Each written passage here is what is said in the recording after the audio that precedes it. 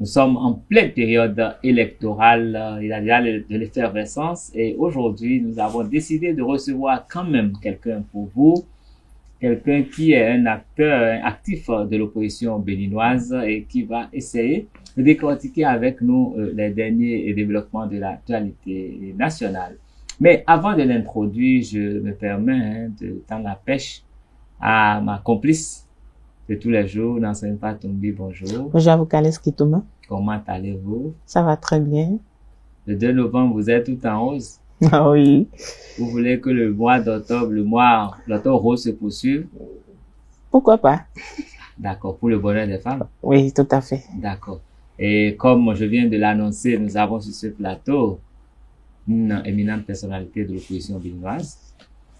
Et il s'agit de monsieur Eugène Azatassou. Bonjour, que je présente tout de suite. Bonjour, monsieur Azatassou. Bonjour, monsieur Kitoma. Bonjour, madame Fatumbi. Bonjour, monsieur Azatassou. Bonjour, internautes. Et bonjour à tous ceux qui aident à nous voir et à nous entendre. Ils vous répondent tous déjà, par ma voix. Bonjour à vous. Vous avez la voix, elle est petite aujourd'hui. Est-ce que c'est parce que vous avez été secoué par les derniers développements de l'actualité politique nationale? Oui, les derniers développements, ça secourait plus d'un. Et ça m'a effectivement secoué. Mais c'est pas de ça qu'il s'agit. Je vais bien. Monsieur Kitoma, il y a aucun, grâce à Dieu. Ah.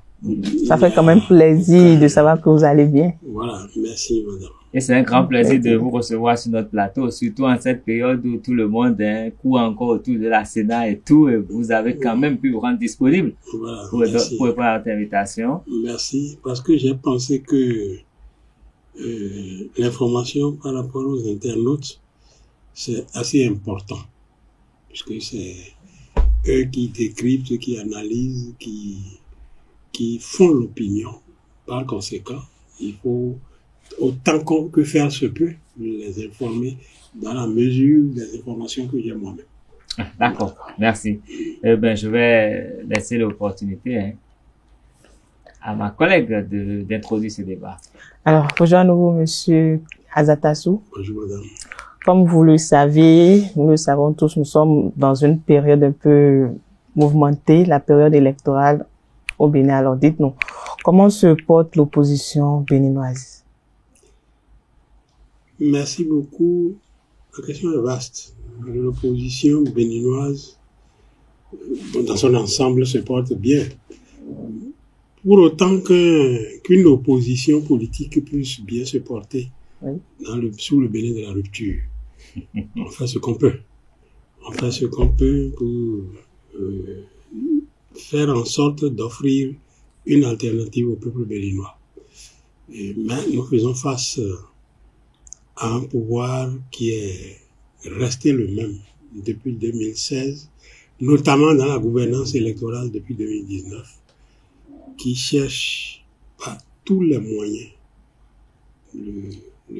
à s'accaparer, à conserver le pouvoir, à s'accaparer le pouvoir. Chercher à conserver le pouvoir, c'est pas ça le problème. C'est normal quand on l'a, de chercher à le conserver.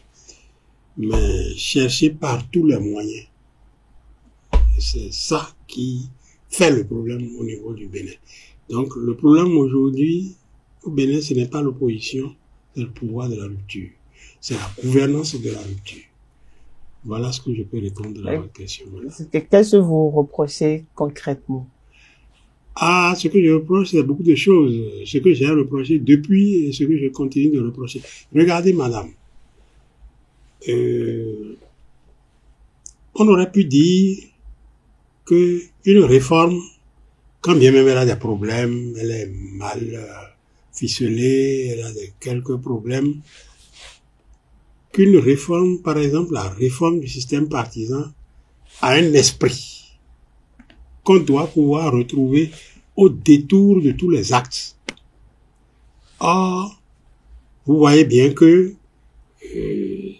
la réforme du système partisan nous est défendue, nous est rabattu, nous a rabattu les oreilles à corps et à cri.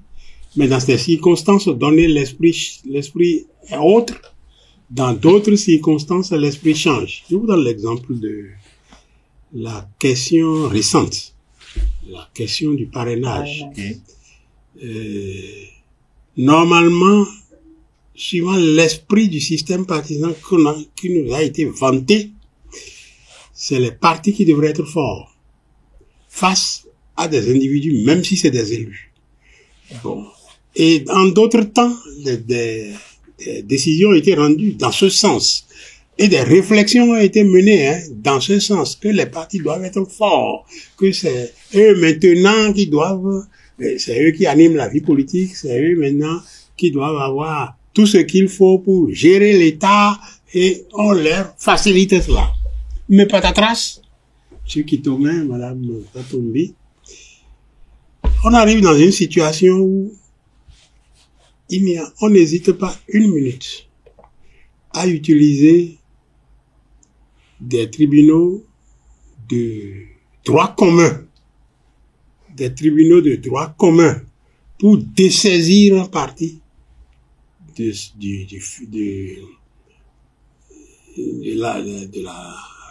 la fiche de parrainage que le député lui avait porté volontairement. Vous comprenez? On décide par un tribunal de droit commun et toutes les institutions se plient. Je m'attendais, moi, à ce que la Cour constitutionnelle dise quand même. Bon, ça là, non. Ça fait un contentieux. C'est-à-dire que ça fait que des parrainages peuvent manquer ici, des parrainages peuvent être en plus ici. Donc, ça entre dans les questions électorales. Mais non.